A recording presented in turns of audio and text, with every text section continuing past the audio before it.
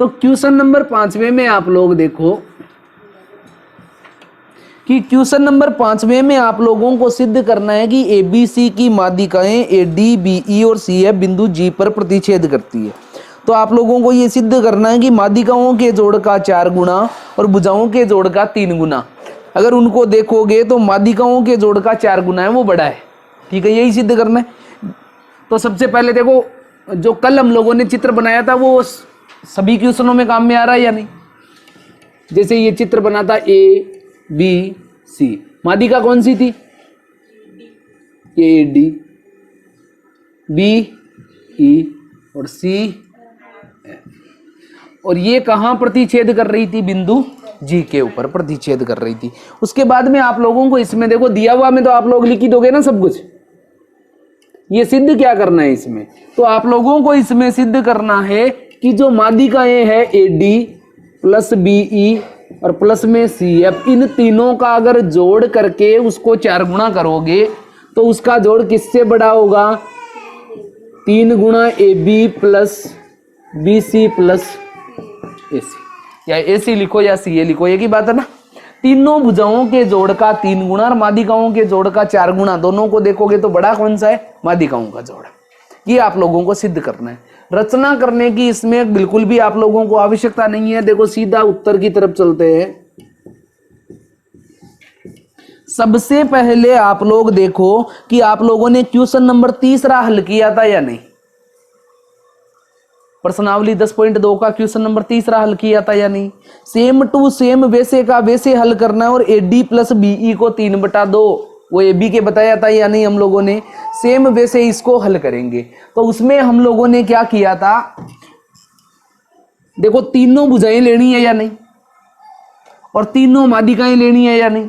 सबसे पहले इस त्रिभुज में देखो, ये त्रिभुज नजर आ रहा है आप लोगों को? ये देखो, ये नजर आ गया ना त्रिभुज।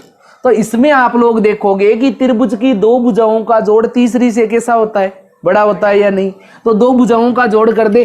तो पहले त्रिभुज का नाम लिखिए। त्रिभुज का नाम क्या है? AB और G। तो त्रिभुज ABG में आप लोग देखोगे, पर मैं आप लोगों को याद है या नहीं, किसी भी त्रिभुज की 2 भुजाओं का योग तीसरी भुजा से कैसा होता है? बड़ा होता है। बस वही लिखना है। तो आप लोग इसमें क्या लिखोगे? AG plus BG is greater than AB लिखोगे या नहीं। ये इस त्रिभुज की ये AG और BG भुजाओं का जोड़ किससे ज्यादा है? AB से ज्यादा है। यहां देखो आप लोग इस AG को क्या लिख सकते हो? आप लोगों को बताया हुआ ना, AG कितना पार्ट है इस पूरे का? 2 पार्ट। ये है, टोटल कितना है? 3 है या नहीं। तो इसको किससे गुणा करते हैं? 2/3 करेंगे अगर AD का, तो AG बनेगा या नहीं। मैंने आप लोगों को क्या सिखाया था कि ये AD को अनुपातों में बांटना है आप लोगों को। जैसे ये AD है और इसको अनुपातों में बांटना है तो क्या करोगे? ये 2 में अनुपातों का जोड़, ये AD गुणा क्या करोगे? 1/3। यही तो सिखाया था ना अनुपातों में बांटने का तरीका, कि अगर पूरा रेखाखंड दे रखा हो उसको अनुपातों में बांटना है। बड़ा वाला भाग चाहिए तो गुणा किससे करोगे? 2/3 से। और छोटा वाला भाग चाहिए तो किससे गुणा करोगे? 1/3 से। तो ये AG का भाग ज्ञात करना समझ में आया या नहीं। और अगर इस DG का मान ज्ञात करना रहता है इस रेखाखंड में छोटे वाले का, तो गुणा किससे करते हैं? 1/3 से। समझ में आया हुआ ना इतना? तो यहां लिखेंगे देखो AG, ये बड़ा वाला भाग है या नहीं, तो भुजा का 2/3 से गुणा करते ही किया जाएगा।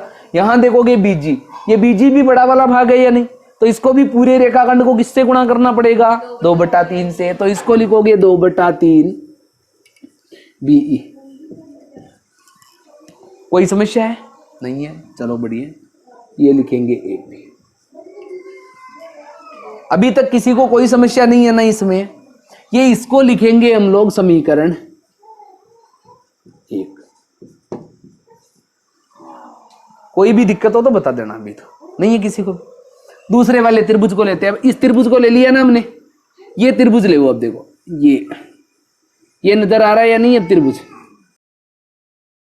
ठीक है, क्योंकि AB भुजा ले लिए, BC भुजा को भी तो लेना है या नहीं। BC भुजा को लेोगे तो BCG त्रिभुज में देखोगे, ये त्रिभुज देखना है BCG में। सेम टू सेम वही करना है। यहां पर में लिखोगे, पर में पता ही है ना, मैं पर में लिख रहा हूं शब्द, इसका मतलब आप लोगों को पर में तो नहीं लिखना है। आप लोगों को यहां पर में लिखनी है कि त्रिभुज की तीनों भुजाओं में से दो भुजाओं का योग क्या होता है, तीसरी से बड़ा होता है।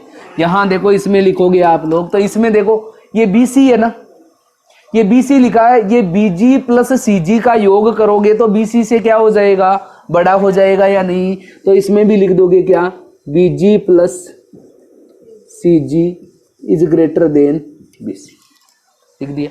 सेम टू सेम BG देखो बड़ी वाली भुजा थी या नहीं, ये BG बड़ी वाली भुजा है, तो BE का कितना करना पड़ेगा, BE को किससे गुणा करना पड़ेगा, 2/3 से, प्लस का चिन्ह। CG देखो क्या है, ये रहा CG, CG किसका पार्ट है, CF का पार्ट है या नहीं, और CF को किससे गुणा करना पड़ेगा, 2/3 से। ये बड़ा है किससे, BC से। ये समीकरण कौन सा हो जाएगा आप लोगों के, 2। कोई भी दिक्कत है क्या, 3 त्रिभुज लेने और तीनों में ऐसा ही करना है, पहला समीकरण, दूसरा और तीसरा समीकरण ज्ञात कर लेते। तीसरा त्रिभुज बताओ, देखिए अपने आप कौन सा है, AGC, बिल्कुल सही जवाब है, ये आपका त्रिभुज है, यही है। इसमें दिख रहा है ना आप लोगों को, ये इधर वाला ये, तो इसमें देखोगे तो ACG, ये त्रिभुज ACG में देखोगे तो इसमें लिखोगे CG प्लस जो AG है उसका जोड़ क्या हो जाएगा, CG प्लस AG का जोड़ ये बड़ा होगा किससे, AC से। कोई समस्या नहीं है ना। CG को क्या लिखोगे बताओ, देखिए CF का कितना लिखना है, 2/3, और AG को क्या लिखोगे बताओ देख के, 2/3। ये समीकरण कितना हो गया, तुम बताओ AB BC और AC को जोड़ने के लिए तीनों समीकरणों को जोड़ना पड़ेगा या नहीं। तो ये हम लोग कर देते हैं समीकरण 1 + 2 + 3 से, ठीक है। तीनों समीकरणों को जोड़ रहे हैं, तीनों को साथ में उतार ले, अपने जोड़ने का स्टाइल आप लोगों को बताइए, जो बचपन में सीखा है वही अपनाना है। यहां देखो पहला समीकरण क्या था आप लोगों का, 2/3 AD, प्लस में क्या था BE, और बड़ा किससे है, दूसरा समीकरण बताओ देखिए, BE प्लस 2/3 CF, और बड़ा किससे है ये, BC से। तीसरा समीकरण बताओ, प्लस 2/3, बड़ा है किससे, यहां तक किसी को कोई समस्या तो नहीं। तुम्हें यहां जोड़ने के लिए बोला गया था, अच्छा कहीं गलत उतार दिया क्या, ये देखो तीनों समीकरणों को जोड़ना है, जोड़ोगे तो ये चिन्ह तो देखो बड़ा बड़ा बड़ा, तीनों बड़ी संख्याओं को जोड़ेंगे, कहाँ, अच्छा यहाँ पे भी लिख दिया, तभी यहाँ गलत लिख दिया, AD होगा, ठीक है। देखो अब जोड़ करें, ये तीनों की इधर वालों की जोड़ करोगे तो बताओ AB BC और AC। तुम बताओ तीन छोटे छोटे इंसान मिलके, उन तीनों से मोटे मोटे इंसान अगर मिल जाएंगे तो वो मोटे वाले इंसान मोटे ही रहेंगे, जोर में ज्यादा रहेंगे या नहीं।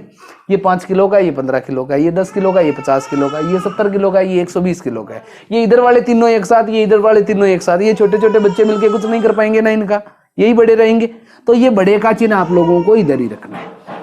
देखो अब सेम सेम को जोड़ देते हैं, 2/3 AD यहाँ है और 2/3 AD यहाँ है, दोनों को जोड़ दे, दोनों को जोड़ेंगे तो कितने आएंगे। अरे जोड़ करनी आती है या नहीं, ये देखो इधर बता देता हूं, एक का बता देता हूं, बाकी का नहीं बताएंगे। 2/3 AD प्लस 2/3, 2/3 को कॉमन ले लो सीधा ही, ये कॉमन ले लिया 2/3 को, क्या बच गया है AD प्लस AD। ये AD और AD को जोड़ोगे तो 2AD, गुणा में कितना है 2/3, तो कितना हो गया 4/3 AD। कोई समस्या नहीं है ना।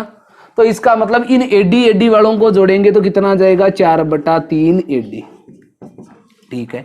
BE वालों को जोड़ लेते हैं, BE वाला एक तो ये रहा और एक ये रहा, ये भी कितना हो जाएगा 4/3, और ये लास्ट में ये CF वाला देख लो, तो इसको भी क्या लिखोगे 4/3 CF। समझ में आ रहा ना। अब तो देखो 4/3 को ले लेते हैं कॉमन, तो क्या बच जाएगा AD plus BE plus CF, ये है इससे बड़ा क्या है, A B plus B C plus A सी।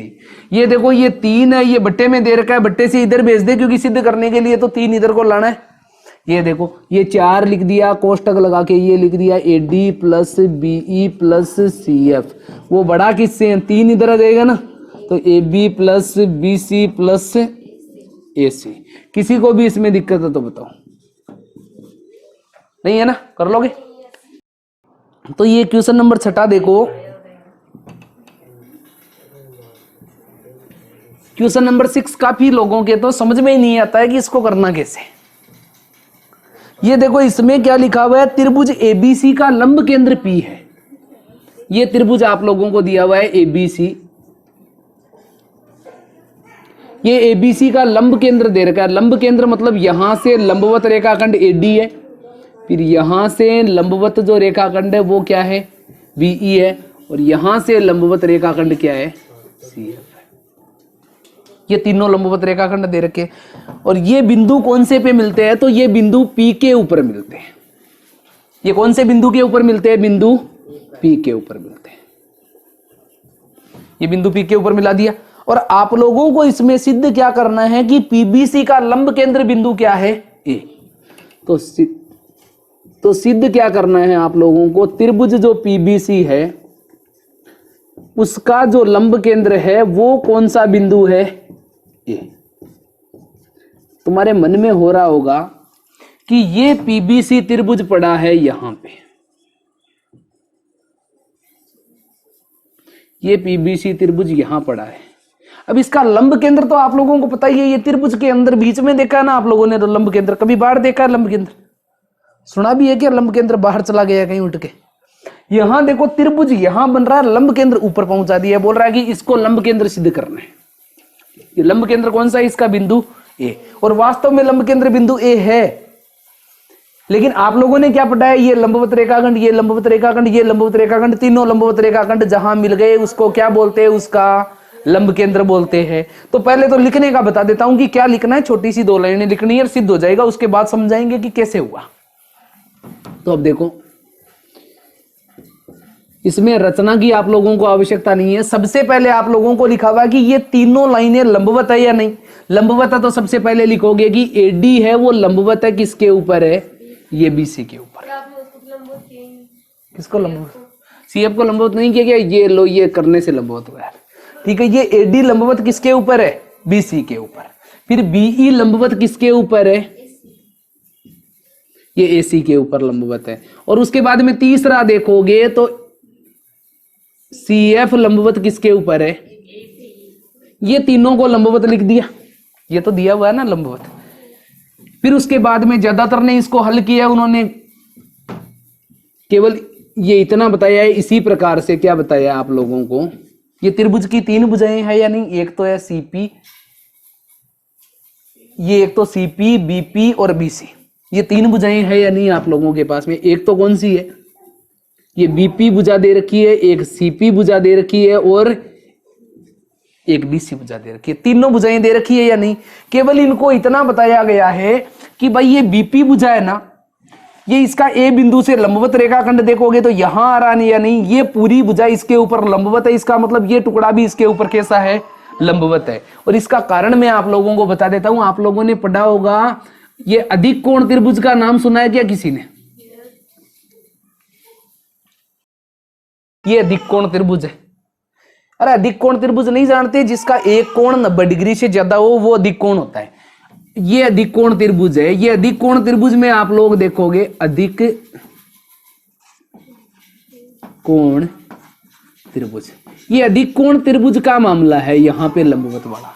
न्यून कोण त्रिभुजों में तो लंबवत जो रेखाखंड होता है वो अंदर रहता है, लेकिन अधिक कोण त्रिभुज में लंबवत रेखाखंड कहां चले जाते हैं, बाहर चले जाते हैं। जैसे इसका लंबवत रेखाखंड खींचना है तो आप लोग कैसे खींचोगे, ये देखो ये खींच दिया, ये यहां से ये लंबवत यहां करोगे। जैसे ये लिखा हुआ है ए बी सी त्रिभुज, तो आप लोग यहां क्या लिखोगे, इसको नाम दोगे ना डी, तो ऐसे लिखोगे ये एडी जो है ये लंबवत किसके ऊपर है, ये बीसी के ऊपर लंबवत है। तो बीसी का तो कोई संतुलन ही नहीं है ना लंबवत वाली जगह से, लेकिन ये लंबवत किसके ऊपर है, ये एडी लंबवत किसके ऊपर है, बीसी के ऊपर। क्यों, क्योंकि अधिक कोण त्रिभुज में क्या होता है, जो लंबवत रेखाखंड रहता है वो कहां चला जाता है, बाहर चला जाता है। लंबवत रेखाखंड कहाँ चला जाता है? बाहर चला जाता है। तो ये जो आप लोगों का ये त्रिभुज दे रखा है, इसमें देखो 90 डिग्री तो अगर खींचोगे तो यही हो जाएगा, मतलब ये भी 90 डिग्री से ज्यादा है। इसीलिए ये कौन सा त्रिभुज है? ये भी आप लोगों का त्रिभुज है, अधिक कोण त्रिभुज। कौन सा कोण त्रिभुज है? ये अधिक कोण त्रिभुज है। ये समझ में आ गया इतना? ये तीनों भुजाओं को लंबवत बताना है। ये बीपी देखो, इस त्रिभुज में देखोगे बीपी के ये लंबवत है लेकिन बाहर है। तो ये जो एसी रेखाखंड है इसके ऊपर ये लंबवत है, लेकिन लिखना कितना है? केवल इतना ही लिखना है। ये देखो कहाँ है? बीपी रहा। अब त्रिभुज की तीनों भुजाओं को लिखना है आप लोगों को। जो लंबवत बता रखी है ये कौन सी है? बीपी है, तो लंबवत लिख दोगे किसके? ये एसी के। ठीक है, लिखना है। बाद में ये सीपी है, तो सीपी को किसके लिखोगे? कौन सी है? एबी के। और बीसी, बीसी तो खुद ये त्रिभुज का ही रेखाखंड, तो इसके लंबवत किसको लिखोगे? एडी को। ठीक है, बस इतना लिखना है। इतना लिखने के बाद में लिख देना है अतः त्रिभुज पीबीसी का लंब केंद्र बिंदु ए। ये ज्यादातर ने जो करवाया ना वो इतना ही करवाया यार, ये हैंड्स प्रूफ कर दिया। यही मतलब कुछ कारण नहीं बताया आगे। मैं आप लोगों को बता रहा हूं कि ये ए बिंदु आप लोगों के लंब केंद्र है किस प्रकार से। इसी त्रिभुज को मैं नीचे बनाता हूं।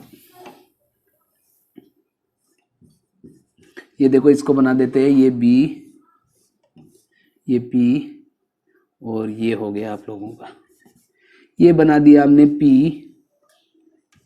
B C. तीनों के लंबवत कोण बनाने पड़ेंगे या नहीं? तो आप इन तीनों के लंबवत कोण जब बनाओगे तो इस बिंदु सी से आप लोगों को इसके ऊपर लंबवत रेखाखंड खींचना है। बिंदु सी से लंबवत रेखाखंड खींचोगे तो लंबवत रेखाखंड हमेशा सीधा जाता है या नहीं? ये सीधा जाएगा और सीधा जाके लंबवत होगा। यहां सीधा जाके लंबवत होगा या नहीं? ये इसको अगर आगे डॉट डॉट डॉट में बढ़ाए तो यहाँ पे ये क्या रहेगा? लंबवत।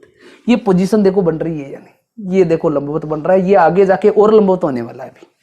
ठीक है, क्योंकि एक का लंबवत रेखाखंड खींचने से ये थोड़ी हो जाएगा कि लंबवत रेखाखंड आपस में जाके मिलने चाहिए तभी तो लंब केंद्र बनेगा या नहीं। यहाँ पे ये मिल तो रहा है लेकिन एक का लंबवत रेखाखंड खींचा, ये एक ही लंबवत खींचा ना अभी, तो ये एक लंब खींच दिया है मैंने। ठीक है, दूसरा यहां से खींचो। यहां से खींचोगे तो देखो यहां से सीधा खींचना है। ये तो टेढ़ा हो गया ना, कोण 90 डिग्री का बनना चाहिए और 90 डिग्री का बनेगा तो ऐसे जाएगा या नहीं? यहां से आप लोगों को 90 डिग्री का कोण बनाना है तो ये इस तरीके से जाएगा कि यहां ये क्या होगा? यहां लंबवत होगा, जबकि ये देखो इसको आगे बढ़ाओगे तो ये यहां लंबवत आ रहा है। ये आ रहा है या नहीं? ये इसका लंबवत रेखाखंड अधिक कोण त्रिभुज होने के कारण बाहर जा रहा है। इसका लंबवत जो रेखाखंड है वो अधिक कोण त्रिभुज होने के कारण बाहर जा रहा है। और ये भी तो लंबवत है या नहीं? पी से लंबवत खींचोगे तो यहां लंबवत खींचोगे। लेकिन तुम बताओ, एक ने नीचे खींच देवा और दो ने ऊपर खींच देवा अगर लंबवत, तो तीनों आपस में मिलेंगे क्या? नहीं मिलेंगे। लंबवत रेखाखंडों को दोनों साइड आगे बढ़ा सकते हैं। दोनों साइड आगे बढ़ाएंगे तो इस साइड में भी बढ़ाएंगे तो ये आके कहां पे मिलेगा? बिंदु एक के ऊपर मिलेगा। इसीलिए इन तीनों का लंब केंद्र क्या दे रखा है आप लोगों को? बिंदु ए आप लोगों को इन तीनों का लंब केंद्र दे रखा है। समझ में आ गया? क्वेश्चन नंबर 7 में आप लोग देखो कि क्वेश्चन नंबर 7 में आप लोगों को दे रखा है एबीसी की माध्यिकाएं दे रखी है। ये एबीसी की माध्यिकाएं देने का मतलब ये त्रिभुज हुआ ए बी सी। पहली माध्यिका देखोगे तो एडी, दूसरी देखोगे तो बीई और तीसरी देखोगे तो सीएफ। ये उसके बाद में यदि जीएफ बराबर 4 दे रखा है, जी और एफ कहाँ पे है? ये जी बिंदु है। ये जीएफ बराबर कितना दे रखा है? 4 दे रखा है। तो मैंने आप लोगों को क्या बताया था कि छोटी वाली भुजा देते हैं तो बड़ी वाली भुजा कैसे ज्ञात करते हैं? दुगुना। क्या करते हैं? दुगुना करते हैं, क्योंकि ये छोटा वाला रेखाखंड, ये बड़ा वाला रेखाखंड, तो छोटे वाले से बड़ा वाला रेखाखंड कैसा होता है? दुगुना। तो ये 4 है तो ये कितना हो जाएगी? 8। ठीक है, ये तो ज्ञात हो गई। तुमसे आगे इसमें पूछा क्या है? जी सी का मान पूछा है। जी से सी मतलब यही तो दूरी पूछी है ना 8 वाली, ये बता दिया ना हमने, दुगुना होता है तो 8 उत्तर हो जाएगा इसका। उसके बाद में इसमें देखो एडी बराबर 7.5 दे रखा है। एडी, ये एडी, ये एडी मतलब पूरा रेखाखंड 7.5 दे रखा है या नहीं? और मैंने आप लोगों को बताया या नहीं, बड़ी वाली भुजा ज्ञात करनी रहती है तो किससे गुणा करते हैं? 2/3 से। और छोटी वाली भुजा ज्ञात करनी रहती है तो किससे गुणा करते हैं? 1/3 से। 3 का भाग लगाओ, 3 दूनी 6, 3 पंजो 15। 2.5 और 2.5 को 2 से गुणा करोगे तो 5.0। और इसमें देखो 3 का भाग दोगे तो कितना आ जाएगा 2.5 और 2.5 को 1 से गुणा करेंगे तो 2.5। इसमें तुम लोगों से पूछा क्या है, जीडी का मान पूछा है। जीडी कौन सी पूछा है, ये छोटा वाला रेखाखंड है या नहीं जीडी, तो छोटे वाले रेखाखंड का मान कितना है 2.5, ये 2.5 आप लोग उत्तर कर लोगे या नहीं, कोई दिक्कत नहीं। क्वेश्चन नंबर 8 में क्या लिखा हुआ है कि ABC एक समद्विबाहु त्रिभुज है। ये ABC आप लोगों को कैसा त्रिभुज दे रखा है, ABC समद्विबाहु त्रिभुज दे रखा है, मतलब इसकी ये वाली भुजा इस वाली भुजा के बराबर होगी या नहीं, और ये वाला जो कोण दे रखा है ये किस कोण के बराबर होगा, इस वाले कोण के बराबर हो जाएगा। ठीक है, दो विशेषताएं साथ में है या नहीं, समद्विबाहु दे रखा है। तो उसके बाद लिखा है कि AB और AC आपस में बराबर है। ये AB और AC आपस में बराबर है, दिया हुआ में लिख लेना आप लिखना चाहो तो, कि AB और AC आप लोगों को बराबर दे रखी है, और ये AB और AC आपस में अगर बराबर बराबर है तो कोण B किसके बराबर होगा, कोण C के। लिख दोगे इतना। उसके बाद में देखो कि इसका मध्य बिंदु क्या दे रखा है, BC का मध्य बिंदु आप लोगों को दिया हुआ है D। तो ये BC का मध्य बिंदु अगर D होगा, ये BC का मध्य बिंदु,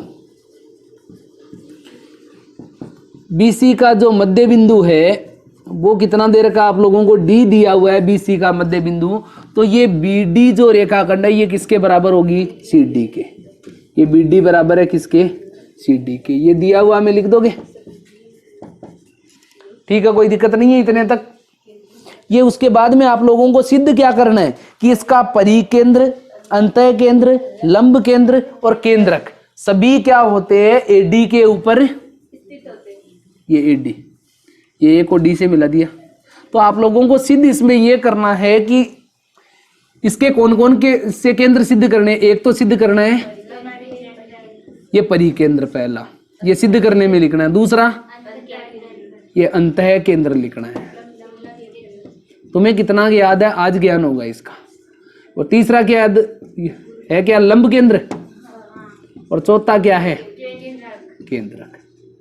तुम्हें ये सिद्ध करना है, ये चार सिद्ध करने में ऐसा सिद्ध करना है कि ये चारों कहाँ उपस्थित है, AD के लाइन के ऊपर उपस्थित है, ऐसा आप लोगों को सिद्ध करना है। ठीक है, सिद्ध करने के लिए सबसे पहले देखो किसके पीछे पड़े, सबसे पहले परिकेंद्र के पीछे पड़ते हैं। तो आप लोगों ने पढ़ा होगा परिकेंद्र क्या होता है, भुजाओं के लंब समद्विभाजक आपस में कैसे होते हैं, संगामी। भुजाओं के लंब समद्विभाजक आपस में कैसे होते हैं, संगामी। तो सबसे पहले हम लोगों को सिद्ध क्या करना है कि लंब समद्विभाजक, सिद्ध क्या करना है हम लोगों को, लंब समद्विभाजक। अगर हम लोग ये सिद्ध कर दे कि जो AD रेखाखंड है वो क्या है, लंब समद्विभाजक है, तो ये लंब समद्विभाजक होगा तो बाकी वाले दो लंब समद्विभाजक खींचोगे वो तो इस लाइन से निकलेंगे या नहीं, और निकलेंगे तो संगामी होंगे, क्योंकि आप लोगों ने पर में पढ़ रखी है कि लंब समद्विभाजक आपस में कैसे होते हैं, संगामी। और जब लंब समद्विभाजक आपस में संगामी होंगे तो वो AD के ऊपर उपस्थित मिल जाएगा या नहीं। सबसे पहले इसको लंब समद्विभाजक सिद्ध करते हैं। लंब समद्विभाजक सिद्ध करने के लिए इन दोनों त्रिभुजों को देखो, नाम बताओ इन दोनों त्रिभुजों के, क्या क्या नाम है इनके, ABD, व दूसरे त्रिभुज का नाम क्या है, ACD में। तुम इन दोनों त्रिभुजों में विशेषताएं ढूंढ के सर्वांग सम सिद्ध करो। पहली विशेषता सीधी सामने ही पड़ी है, देखो AB बराबर है किसके, ये AC के बराबर है, क्योंकि दिया हुआ है ना, ये देखो AB और AC बराबर है। कोण B बराबर है कोण C के, ये भी आप लोगों को दिया हुआ है। BD बराबर है CD के, ये भी आप लोगों को दिया हुआ है। तीन विशेषताएं जब मिल गई तो SAS सर्वांग समता नियम से दोनों त्रिभुज आपस में कैसे हो गए, सर्वांग सम। जब ये सर्वांग सम है तो इसका मतलब ये वाला जो कोण है वो इस वाले कोण के बराबर होगा या नहीं। जब ये दोनों कोण आपस में बराबर होंगे, जब ये दोनों कोण आपस में बराबर होंगे तो दोनों कोणों का योग कितना होगा, 180। तो अतः क्या हो जाएगा कि कोण 1 और कोण 2 आपस में कैसे हो जाएंगे, बराबर बराबर हो जाएंगे। जब कोण 1 और 2 आपस में बराबर है तो 1 और 2 का जोड़ भी तो 180 होता है या नहीं, क्योंकि सरल रेखा के ऊपर है, ये सरल रेखा के ऊपर है या नहीं। ये सरल रेखा पर है, तो देखो ये 2 की जगह भी 1 लिख सकते हैं या नहीं, क्योंकि 1 और 2 तो बराबर है, तो ये इसकी जगह भी लिख दिया 1। ये कोण 1 और 1 का योग 180, 1 और 1 कितने बार 1 हुआ? 2 बार। ये 2 एकम 2 और इसको काटोगे तो 90। कोण 1 बराबर कितना हो गया? 90। देखो डी बिंदु मध्य बिंदु तो पहले से लंबवत और सिद्ध कर दी है, तो ये लंब समद्विभाजक हुआ या नहीं? तुम बताओ, ये एक लाइन तो लंब समद्विभाजक है, मैं यहां से दूसरी लाइन लंब समद्विभाजक ऐसे खींचता हूं और तीसरी लाइन भी यहां से लंब समद्विभाजक खींचता हूं, तो बिंदु एडी से ये जाएगा या नहीं? बिंदु एडी से जाएगा या नहीं? तुम बताओ। ये अगर लंब समद्विभाजक है, वास्तव में हमने सिद्ध किया कि ये लंब समद्विभाजक है। जब ये लंब समद्विभाजक है तो बाकी के दोनों लंब समद्विभाजक इस लाइन के ऊपर से जाएंगे या नहीं? क्यों? क्योंकि लंब समद्विभाजक कैसे होते हैं? संगामी। तो प्रमेय नंबर आप लोग लिखोगे, अतः आप लोग लिखोगे एडी क्या है? एडी बीसी का कैसा है? लंब समद्विभाजक है। ये एडी बीसी का क्या है? लंब समद्विभाजक। और एडी अगर बीसी का लंब समद्विभाजक है तो बाकी वाले देखो कौन कौन से हैं? सी, एफ और बीई।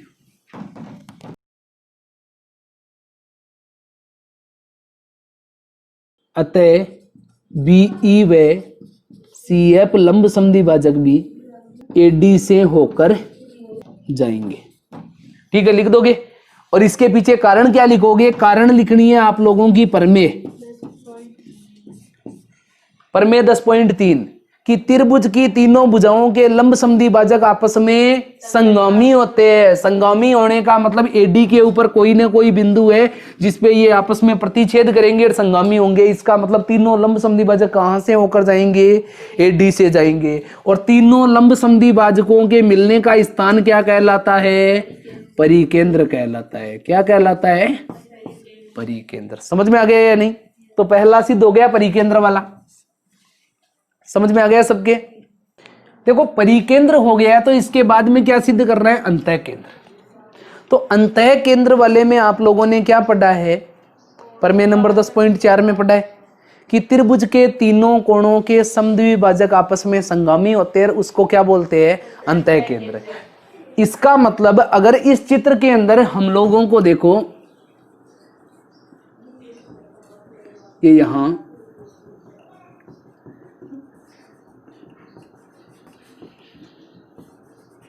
ये एडी जो रेखाखंड दे रखा है, ये दिख रहा है या नहीं?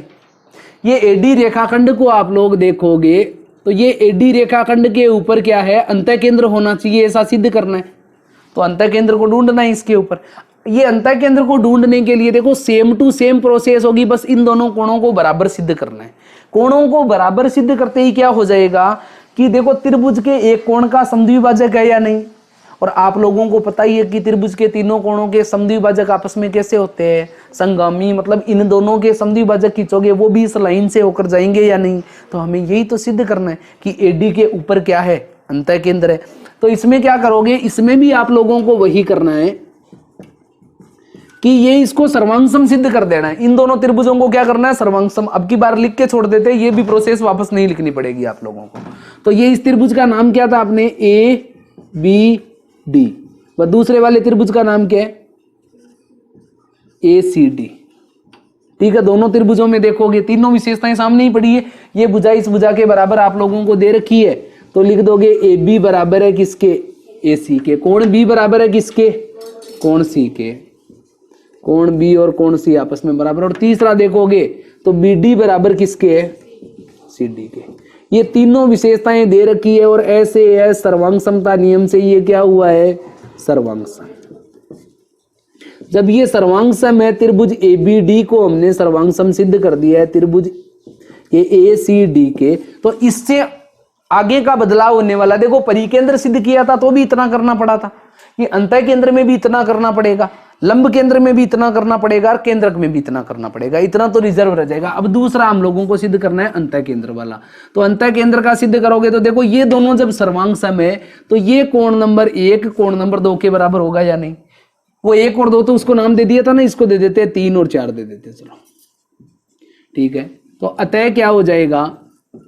ये कोण नंबर 3 बराबर किसके हो जाएगा? कोण नंबर 4 के। कोण नंबर 3 और 4 बराबर हो गया।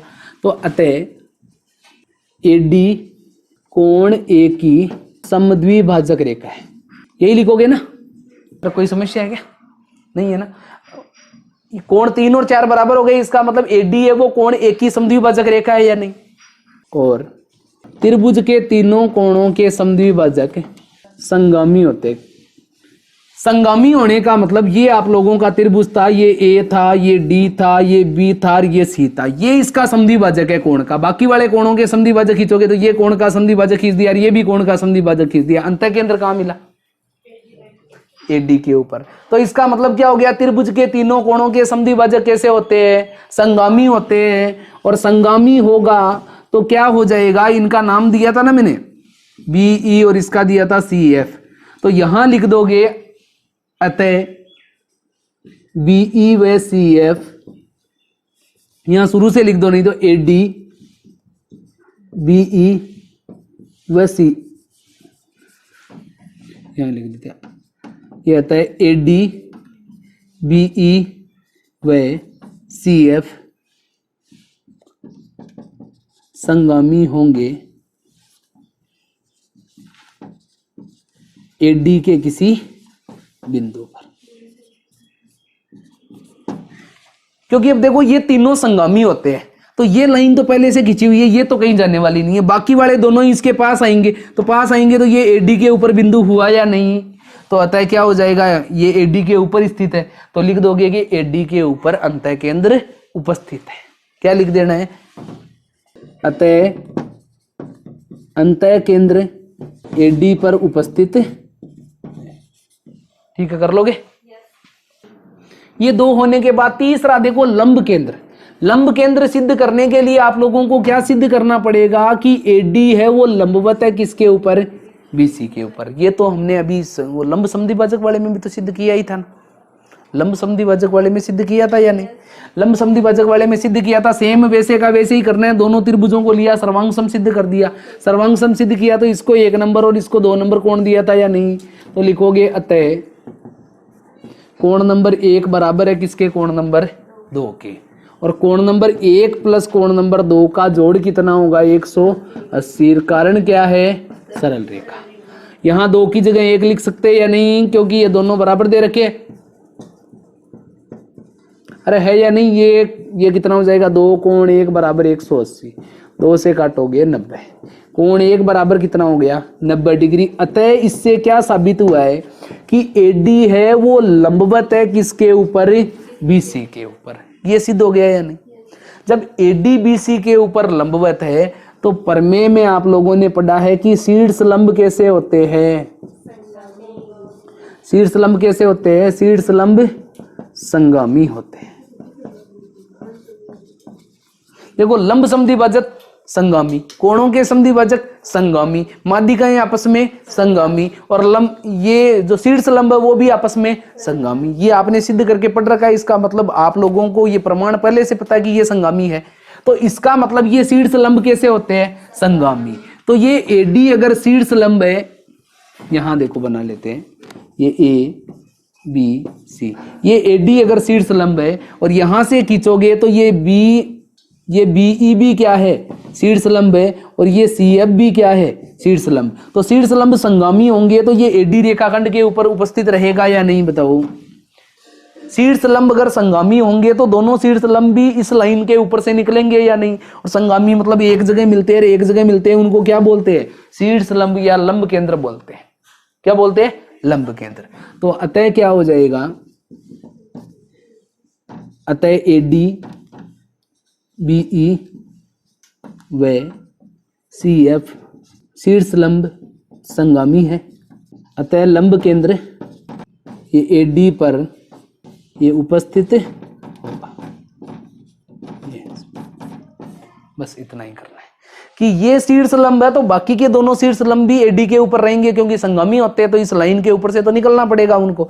और हमें यही सिद्ध करना कि AD के ऊपर क्या है? लंब केंद्र है। अब देखो केंद्रक। केंद्रक के लिए आप लोगों को क्या सिद्ध करना पड़ेगा? कि ये AD है ना, ये AD क्या है? माध्यिका है। ये सिद्ध करना पड़ेगा, यानी कि एडी क्या है, माध्यिका। क्वेश्चन में आप लोगों को क्या दिया हुआ है कि एडी क्या है, एडी बीसी का मध्य बिंदु है। ये एडी बीसी का मध्य बिंदु है या नहीं, और आप लोगों को पता ही है कि केंद्र से सामने वाली भुजा के मध्य बिंदु को मिलाने वाली रेखा क्या कहलाती है, केंद्र से नहीं, केंद्र नहीं, शीर्ष, शीर्ष से सामने वाली भुजा के मध्य बिंदु को मिलाने वाली रेखा क्या कहलाती है, माध्यिका कहलाती है। नहीं तो शीर्ष से सामने वाली भुजा के मध्य बिंदु को मिलाने वाली रेखा माध्यिका कहलाती है। ये अगर माध्यिका कहलाएगी तो इसका मतलब क्या हुआ, अतः एडी माध्यिका है। ठीक है, एडी माध्यिका है या नहीं। तो उसके बाद में लिखोगे कि माध्यिकाओं का संगमन बिंदु, ये आप लोगों ने प्रमेय पढ़ी है कि माध्यिकाएं किसी त्रिभुज की तीनों माध्यिकाएं एक दूसरे को 2:1 में विभाजित करती है। तुम बताओ कि जब ये 2:1 में विभाजित करेगी तो कहीं ना कहीं किसी बिंदु के ऊपर मिलेगी या नहीं।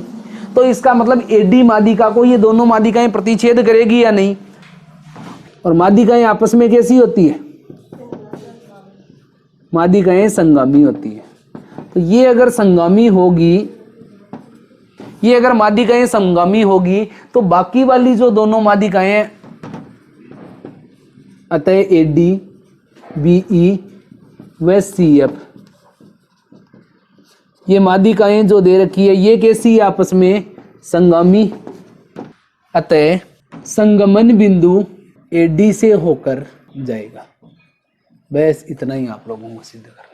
करना क्या है, देखो एडी अगर माध्यिका है तो बाकी वाली दोनों माध्यिकाएं भी 2:1 में विभाजित करेगी या नहीं। और 2:1 में विभाजित करने के बाद में आप लोगों ने पढ़ा है कि माध्यिकाएं एक दूसरे की क्या होती है, संगामी। संगामी होगी तो इस संगमन बिंदु को क्या बोलोगे, केंद्रक। तो केंद्रक कौन सी रेखा के ऊपर उपस्थित हो गया है, एडी रेखा के ऊपर इसका केंद्रक उपस्थित हो गया। और लास्ट में लिख देना, अतः निष्कर्ष निकलता है कि एडी रेखा के ऊपर परिकेंद्र, अंतः केंद्र, लंब केंद्र और केंद्रक उपस्थित है। इतना लिख देना, ठीक है। क्वेश्चन नंबर 9 में दिया हुआ है कि त्रिभुज एबीसी का लंब केंद्र एच है। ये देखो हमने त्रिभुज बना दिया है एबीसी और इसका लंब केंद्र, लंब केंद्र का मतलब समझते हो या नहीं। ये लंब केंद्र मतलब इसका लंबवत बिंदु, ये इसका भी लंबवत बिंदु, और ये जो लाइन दे रखी है इसका भी ये लंबवत बिंदु। ये तीनों लंबवत बिंदु कहाँ मिलते हैं, बिंदु एच के ऊपर।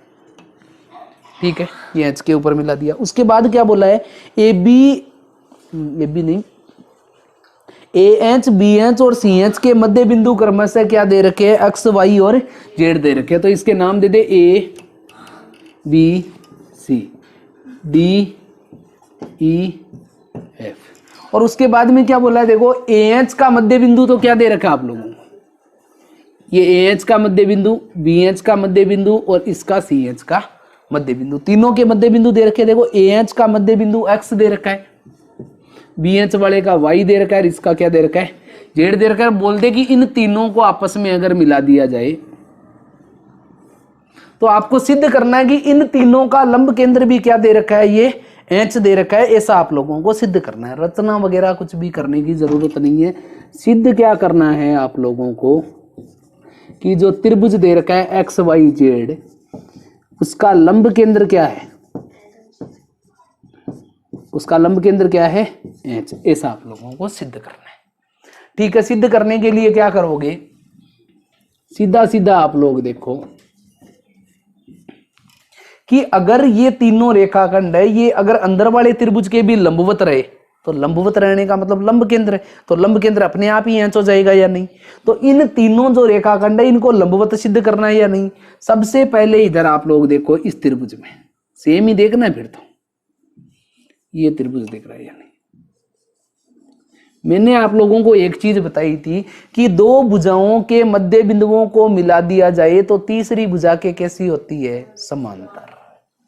दो भुजाओं, ये क्या पढ़ा आप लोगों ने कि किसी भी त्रिभुज में, किसी भी त्रिभुज की दो भुजाओं के मध्य बिंदुओं को मिलाने पर। और तीसरी भुजा के कैसी होती है कि इतना तो आपने पढ़ा है या नहीं पहले? तो ये पढ़ा है। तो यहाँ देखो इस भुजा का ये मध्य बिंदु है, इस भुजा का ये मध्य बिंदु है, तो ये लाइन इसके समांतर हुई या नहीं? तो लिख दे ये वाई जेड समांतर है किसके? बीसी के। वाई जेड किसके समांतर है? बीसी के समांतर है। वाई जेड किसके समांतर हुई है? बीसी के समांतर हो गई। यहां तक कोई दिक्कत? दो समांतर रेखाओं को कोई तिर्यक रेखा काटती है तो ये संगत कोण आपस में कैसे होते हैं? बराबर बराबर होते हैं। इनको नाम दे दे, इनको नाम दे देता हूं मैं, पी दे देता हूं, क्यू दे देता हूं और आर दे देता हूं। यह नाम तो चाहिए होगा ना। तो अब देखो यहां क्या हो गया है कि ये पी बिंदु है, ये कोण कितना हो गया है? तो आप लोग लिखोगे कोण डी बराबर है कोण पी के, और कितने के बराबर है? 90 डिग्री के बराबर। और कारण क्या लिखोगे? संगत कोण। कौन से कोण है? संगत कोण है। तो यहां देखो कि इससे क्या निष्कर्ष निकल के आया कि एक्स वाई जेड त्रिभुज में देखोगे तो एक्स पी लाइन लंबवत किसके ऊपर है? वाई जेड के ऊपर है या नहीं? ये एक्स पी लाइन लंबवत किसके ऊपर हुई? वाई जेड के ऊपर। ये नाम दे दो इसको समीकरण एक। किसी के नहीं समझ में आया तो बताओ। यही काम दोबारा करना है। अब इस तरफ देखोगे इन दोनों भुजाओं के मध्य बिंदुओं को मिलाया गया है, तीसरी भुजा के समांतर होगा या नहीं? तो आप लोग यही लिखोगे इसमें कि ये एसी के समांतर है। कौन सी लाइन? X Z. ये एक्स जेड लाइन समांतर है किसके? एसी के। जब ये समांतर है तो ये कोण ई कोण क्यू आपस में कैसे बराबर होंगे? कोण ई और कोण क्यू आपस में कैसे होंगे? बराबर बराबर होंगे, 90 डिग्री के होंगे। क्यों? क्योंकि संगत कोण है। कौन से कोण है? संगत कोण है। और जब ये संगत कोण है, ये कोण क्यों लंबवत हो गया है, तो इसमें आप लोग देखोगे लंबवत है तो ये एक्स जेड के ये वाई पी लंबवत, ये वाई क्यों लंबवत हुआ या नहीं? तो यहां लिख दोगे कि वाई क्यों है वो लंबवत है किसके ऊपर? एक्स जेड के ऊपर। ये समीकरण हो गया दूसरा। समझ में आ गया? फिर इधर तीसरा देखोगे, ये दो भुजाओं के मध्य बिंदुओं को मिलाया गया तो तीसरी भुजा के समांतर होगा या नहीं? तो इस लाइन का नाम एक्स वाई किसके समांतर है? ए बी के। तो ये एक्स वाई समांतर किसके हो गई है? ए बी के। जब ये समांतर है तो संगत कोण बराबर होंगे, मतलब कोण एफ और कोण आर आपस में कैसे हो जाएंगे? बराबर बराबर। कोण एफ बराबर है किसके? कोण आर के। बराबर कितना है? 90 डिग्री। और क्या है कारण? संगत कोण। ठीक है। ये अगर 90 डिग्री का कोण है तो देखो ये जेड आर जो लाइन है ये लंबवत किसके ऊपर है? एक्स वाई पर। जेड आर लंबवत किसके ऊपर है? एक्स वाई के ऊपर। ये समीकरण हो गया। समीकरण 1, 2 और 3 से क्या स्पष्ट हुआ? समीकरण 1, 2, 3 से स्पष्ट हुआ कि ये वाली लाइन इसके ऊपर लंबवत है, ये वाली लाइन इसके ऊपर लंबवत है और ये वाली लाइन इसके ऊपर लंबवत है। इसका मतलब तीनों शीर्ष लंब संगामी होंगे या नहीं? और संगामी कौन से बिंदु के ऊपर हो रहे? एच के ऊपर। इसका मतलब इनका लंब केंद्र क्या हो गया है? बिंदु एच। तो यहां बस इतना लिखना है आप लोगों को कि समीकरण 1, 2 व 3 से तीनों शीर्ष लंब संगामी है बिंदु एच पर। अतः जो त्रिभुज एक्स वाई जेड है उसका लंब केंद्र एच है। ठीक हो गया सिद्ध।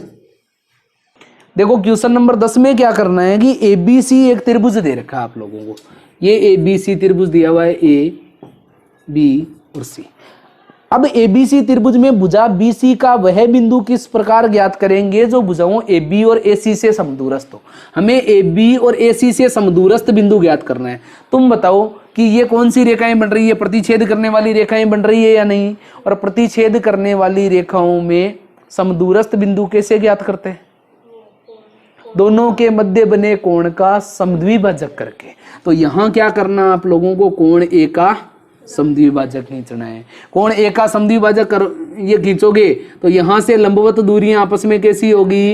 ये बराबर बराबर होगी। तो यहाँ वाले बिंदु से भी ये दूरियां आपस में कैसी हो जाएगी? बराबर बराबर। तो आप लोगों को केवल उत्तर लिखना है कोण ए की समद्विभाजक रेखा।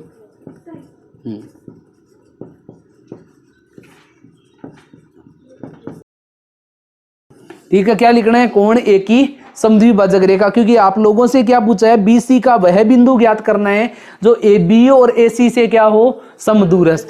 तो एबी और एसी से समदूरस्थ ज्ञात करने के लिए आप लोगों को क्या बताया हुआ है कि कि कोई भी दो लाइनों से अगर समदूरस्थ रेखाएं ज्ञात करनी हो तो क्या करते हैं, उस कोण का समद्विभाजक खींचेंगे तो ये इधर की दूरियां आपस में कैसी होती जाएगी, ये बराबर बराबर होती जाएगी। बस इतना सा उत्तर देना, कर लोगे।